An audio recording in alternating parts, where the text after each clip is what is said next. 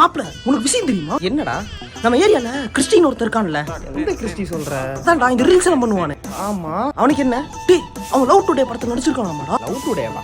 டேய் அந்த படத்தை நான் 7 டைம் பார்த்துட்டேன்டா. அதுல ஒரு சீன் கூட வர மாட்டேன்டா. இல்ல மாப்பிள வந்திருக்கான்னு சொல்றான் மாப்பிள. ஊர் ஃபுல்லா பேனர் அடிச்சிருக்கானு, வீட்டை கொடுத்துட்டு இருக்கானு, பட்டாசு வெடிச்சிட்டு இருக்கானுடா மாப்பிள. அப்படியா? நான் நட போய் அவங்ககிட்ட கேட்டுருவோம். அப்புறம் டேய் கிறிஸ்டி. அட்லீஸ்ட் சார் என் டேட் ஃப்ரீயா இல்லை சார், உங்க படம் பண்ண முடியாது. அட்லி கூட பேசிட்டு இருக்கோம். டேய் போடா உள்ள. ஓகே சார், ஓகே சார், அந்த படம் கன்ஃபார்ம் பண்றேன் சார். ஏய் மாப்பிள, ஏய் வாங்கடா.